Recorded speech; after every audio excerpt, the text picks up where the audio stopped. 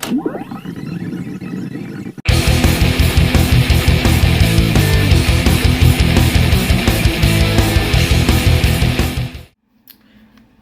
evening, everybody. Welcome back to my channel. Thank you all for tuning in. So, on today's episode, we are going to trim the filler off of my personal favorite Van Hagar album, Balance. It was released in 1995, and personally, yes, it is my favorite with Sammy Hagar on lead vocals. That does not mean, however, that it is immune from having some filler. I think this and Unlawful Carnal Knowledge, my two favorite of the Hagar albums, are both bogged down with some filler, but there's definitely a great album kind of in there that just has a little bit of extra fluff that doesn't need to be on the album. So I'm going to give you my more succinct, idealized version of Balance. Starting off, I have to say I love this album for a number of reasons.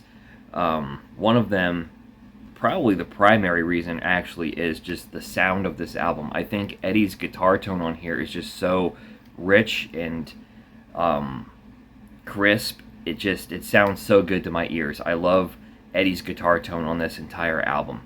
I think Sammy Hagar vocally is at the top of his game here. Even though this is an album made from the band falling apart, I think they managed to put out one pretty good killer album before the whole Van Hagar era imploded. So let's get into my idealized version. The way that I do these when I trim the filler off of some of these albums is I try to go back to the vinyl days, where you have roughly about 22 minutes per side of vinyl, and that's what I limit myself to. That way I kind of have a little bit of a way to kind of gauge how long I can make this thing. So starting off, there's no need for me to change like the first part of this album at all. Kicking off with The Seventh Seal, I'm keeping that as the album opener. I love that song. I love the riffs in the song, even though it's nothing like crazy Eddie Van Halen. They're fairly straightforward riffs, but I think they're really good. I think they're enjoyable to listen to. Sammy Hagar, lyrically, I think is one of his better efforts. Sammy, right off the bat, is kind of letting you know that he's going to be tackling some more serious issues on this album. It's not going to be kind of your typical like party rock, pound cake type lyrics. Van Hagar is kind of going in a more serious, darker direction, and it starts right with The Seventh Seal. Great song. There's no guitar solo in it, which is really weird for Van Halen, but it's a great song. I think some great riffage, great vocals from Sammy, great lyrics. Everything about The Seventh Seal I love, and it's going to stay as the album opener. Next up, I've got Can't Stop Loving You. I'm keeping that at track number 2. I see this song sometimes get shoved into the category of the sappy love ballad, kind of like your When It's Loves and Feel So Good and songs like that. But I think the song is much better than those, actually. For one, I love Eddie's guitar playing in this song. Just the tone, the chord progression, everything. If this was an instrumental track, I would love it every bit as much as I do now. And on top of it, I think Sammy again sings the hell out of the song, and the lyrics I think are fantastic. I enjoy this song because it is more than just kind of the sappy love ballad. I think, yes, this song can talk about romantic love, but I think it also can kind of speak on love from, child and parent, grandparents, good friends, pets. I mean, if you remember the music video to this song, it kind of showed all of that. It showed a little girl and her dog. It showed like a young couple, kind of an old couple. It showed a football player and his passion for the game and whatnot. It also showed those two guys. I think they were kind of insinuating that they were going to be gay, and then they kind of switched it the last second and showed them on their bike. So really, I think this song can speak to anything that one can love, and I love that kind of broader range of this song. So everything about Can't Stop Loving You I think is fantastic. It's my favorite song from Van Halen with Sammy on vocals, and it's going to stay in the number 2 spot. Staying in the number 3 spot, I've got Don't Tell Me What Love Can Do, right back to another kind of darker, grittier song. Again, fairly simple riff from Eddie Van Halen, but it's an enjoyable riff. It's one that I like a lot. Got 2 awesome guitar solos in this song, and this song's heavy. Sammy Hagar again delivers for the 3rd song in a row. Awesome lyrics, great vocal performance from Sammy. Nothing to complain about at all. And this is coming from a guy who is definitely pro David Lee Roth. I enjoy Sammy Hagar era Van Halen, but I definitely think that Sammy is very hit and miss in the lyrical department, but so far he's been on fire here on Balance. So in the 3rd spot, Don't Tell Me What Love Can Do stays. And to round out the first half, or the A side of the album, I'm going to go with Amsterdam. And quite frankly, I love this song too.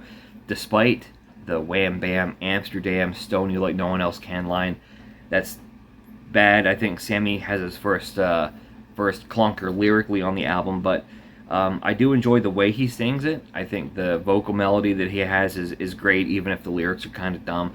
And Eddie's playing is just enjoyable as always. So I quite love Amsterdam, despite the fact that I don't really like the lyrics that much. So there's your A-side, 7th Seal, Can't Stop Loving You, Don't Tell Me What Love Can Do, and Amsterdam. I'm not changing anything from the start of this album. That is a 20-minute and 8-second A-side. So time to flip the old vinyl over for the B-side, and time to piece together a B-side out of the rest of this album. So here's where some cuts are going to start to be made. And I went back and I listened to Balance today again for the first time in a little bit, and I was planning on opening up the B-side with Aftershock, but I decided after all that I did actually want to keep Big Fat Money. So we're going to open up the B-side with Big Fat Money.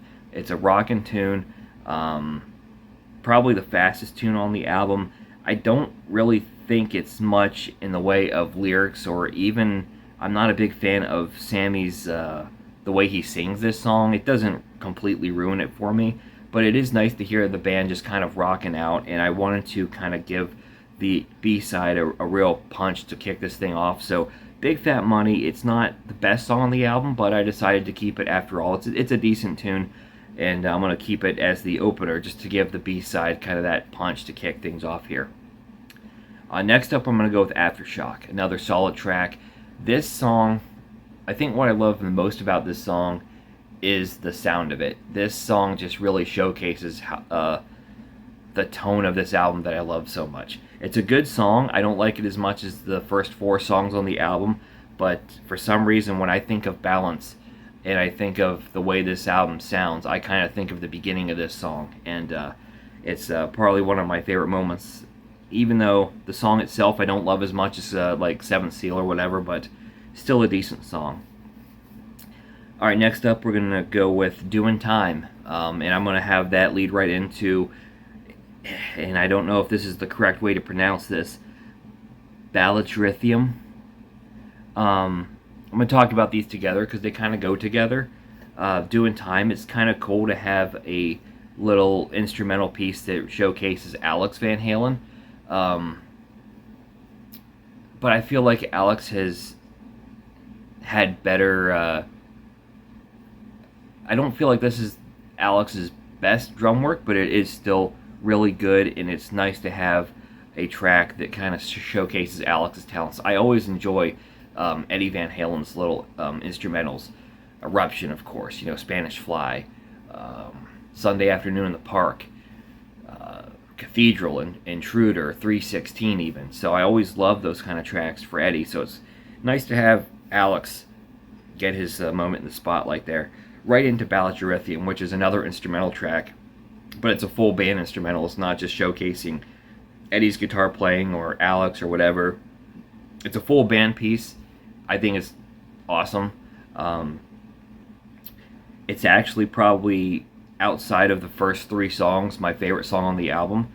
I dig that one a lot, and yeah, I had to keep it. So to close things out, you might think I'm going to go with Feelin', or maybe even Crossing Over. But no, I'm going to close it out with Take Me Back Deja Vu, which I think is kind of an underrated ballad. I've always liked this one. I don't know why. So I definitely wanted to keep it. So that is my B-side, Big Fat Money, Aftershock, Doing Time, Ballad Eurythmium, and Take Me Back Deja Vu. That is a B-side of 19 minutes and 56 seconds for a total album runtime of 40 minutes and 4 seconds. So that is trimming off approximately 13 minutes off of the original runtime. So to quickly touch on the songs that I'm cutting from this album, you've got Strung Out, which, like I said, I love those Eddie Van Halen instrumentals, but I never understood this one. It kind of feels like he's tuning a piano in a haunted house or something, and I don't know that I get it. I kind of feel like Eddie could have walked over to the studio, picked up his guitar, and laid down a minute and a half of something more interesting than this. So I didn't feel the need to keep Strung Out. Not enough. That one to me is the ballad I just don't care that much for. It's okay, I guess. I like it better than Feel So Good, but I don't need to have it on here. And Feelin', I think Feelin's okay. I just never was like crazy about it. And I know that that's kind of one of the more popular songs on this album, but like for me personally, it's always been kind of one of my lesser favorites. And same with Crossing Over. Crossing Over is a cool song, but it's not one that I want to replace any of these 9 that I kept. So Crossing Over and Feelin' both, I guess, are going to have to remain as B-sides somewhere. So there you have it. That is my idealized version of Balance. Let me know in the comments below how you would trim this album down, if you would at all, or do you think this album is perfect the way that it is? And certainly wouldn't argue with you if you would. This is still my favorite of the Hagar albums, even the way that it is. So if you like this kind of content, please give me a thumbs up and subscribe to my channel for more videos like this in the future, and I'll catch you next time.